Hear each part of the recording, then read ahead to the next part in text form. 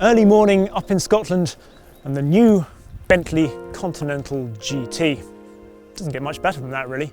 I wanted to come up here because, well, these are my favourite roads in the whole of the UK, possibly even the world, and I haven't been up here for ages.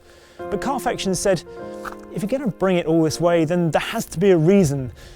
Don't worry, I said, I'm sure I can find a connection between the new Conti and this beautiful country. At least, I hope I can.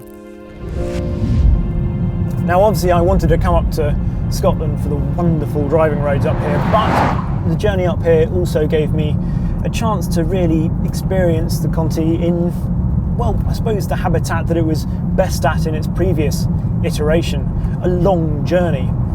And it was still very good. It's maybe lost just a little bit of the, I suppose, detachment, but you probably had to do that in order for it to be a better handling car. Whether it is or not, we'll get to in a moment.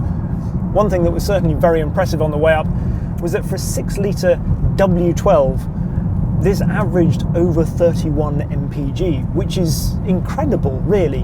A lot of that's due to cylinder deactivation and the fact that it can, I think it's called sailing, basically, where it just decouples the clutch and you see the rev needle drop to idle. One of the things that really showed the old Continental GT's age was all the, well, infotainment, I suppose, the graphics and everything, and it's been, as you would expect, a massive leap on in this. There are certain elements that you can recognise from the Porsche Panamera. It's not just that chassis, but it's brilliant. It's everything you now expect of a Bentley. It's all up to date. This Retina display is huge and really very, very beautiful. Now, what about those links between car and country? Of course, one of the really obvious, deep-rooted connections between Scotland and Bentley is that Scotland has lots of trees and the Bentley has some wood on its interior.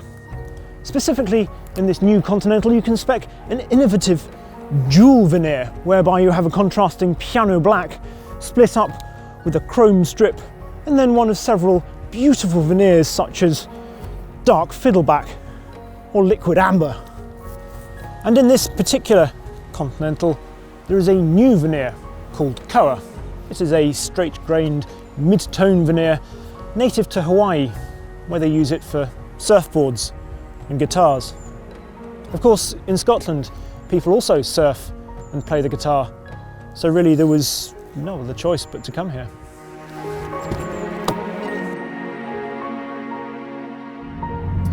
This fascia is, of course, really this new Bentley's party piece, the way it rotates here when you press this button.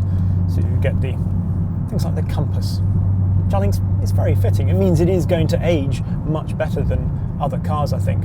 Whether that means it's going to last as long as the old Continental GT, we'll have to wait and see. All the switchgear obviously feels wonderful as well. This down here, sort of turned aluminium, the diamond sort of quilting almost in the metal. It's even on the back of things here. You're never going to see it, but you can feel it every time you open the door. All very lovely and luxurious. In fact, it's so luxurious that despite prices starting at £157,000, you could probably somehow make a case for the Bentley being quite good value for money. Of course, this being a press car, it has all sorts of extra goodies on it, optional extras. And one of those is the upgraded stereo, and this is the top of the range one, so it's an extra £6,500. However, it's made by a company called Name, and although I'm confessed to be an audiophile, it is the best one I have ever heard. And of course, one of the reasons again for coming here is that the town of Nairn, if you just connect the R and the N, you get Name.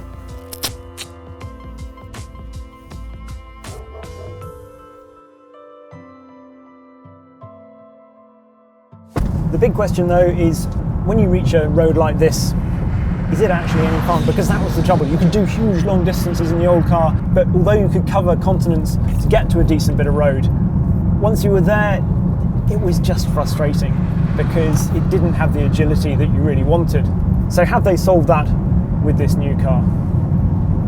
To a large extent, yes, they have. You've got much better turn-in this car, and you can now feel the outside rear wheel.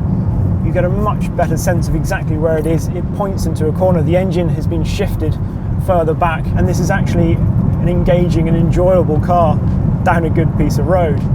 This perhaps won't come as a great surprise once you realise that the new Continental GT shares a chassis with its cousin, the Porsche Panamera.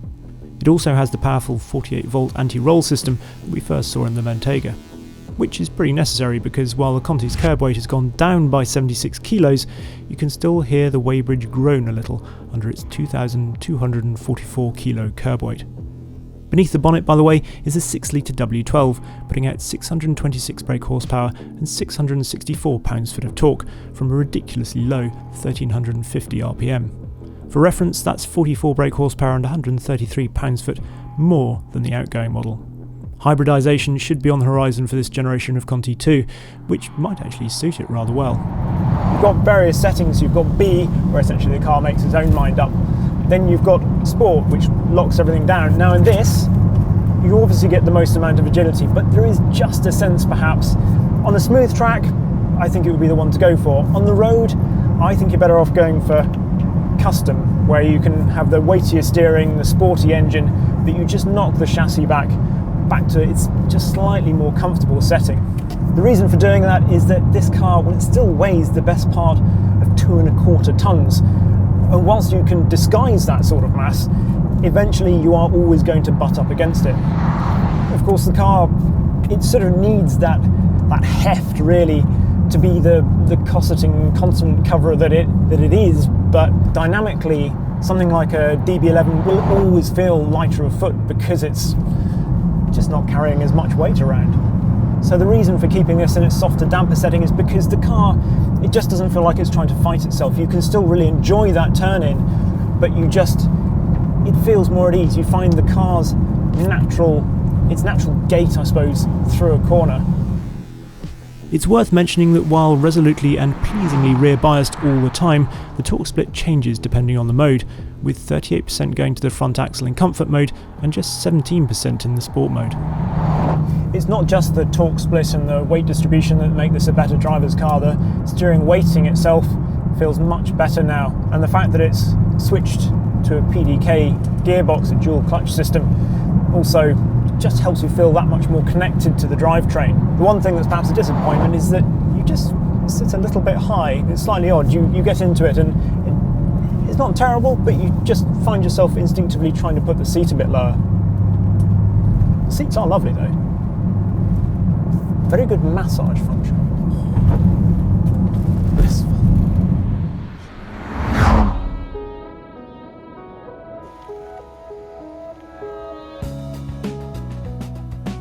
I thought I'd pull up here because we're surrounded by valleys, and the Scottish name for a valley is Glen. Glen is also a man's name, and Glen Kidston was one of the Bentley boys. Tenuous enough for you? Glen Kidston is actually worth talking about because he was a fascinating character. In 1929, November 1929, he was involved in a plane crash. 20 minutes in a flight to Amsterdam, he realised the plane was in trouble, assumed a brace position, and then survived the ensuing accident.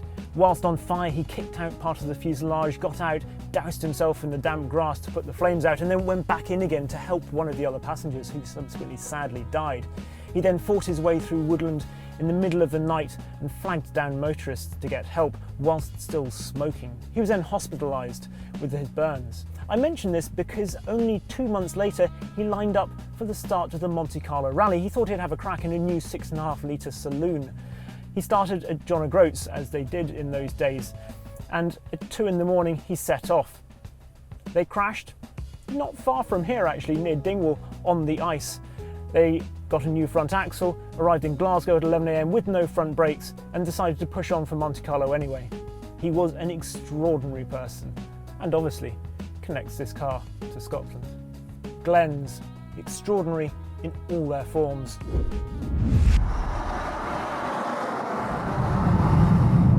Absolutely love it up here. Somehow the scenery seems to fit the stature of this car, and the big wide open roads. This sort of car can just get into a flow. You can enjoy, you have time approaching each corner just to be able to manage the weight a little bit.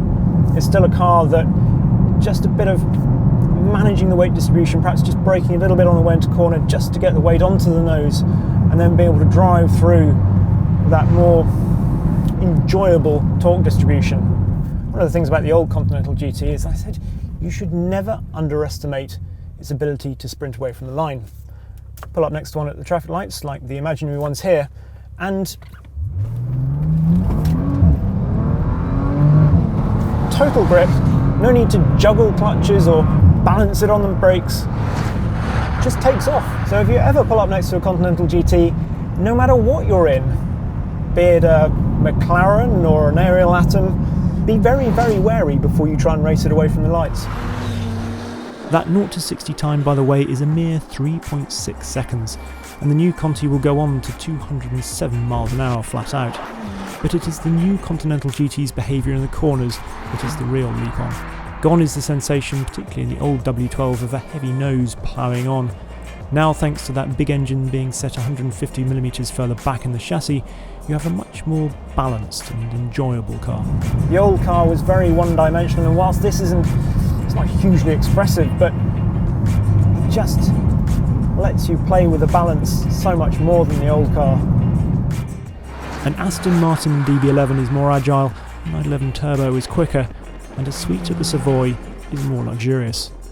But the Bentley Continental GT combines speed, sumptuousness and dynamism in a package that manages very cleverly not to feel like merely a jack of all trades. This new version has addressed the shortcomings of the old car with unerring accuracy, while maintaining the qualities that endeared it to so many. And now, at the end of the day, to cement the clear and in no way spurious links between the Continental GT and Scotland, I've brought us here to a whisky distillery. Why? Well, because the wonderful headlights of Continental GT took clear inspiration from a whisky tumbler, such as this one that I just happened to have brought with me. And as it's the end of our journey, I can actually have a drink. Cheers. How are you getting home? Trossachs.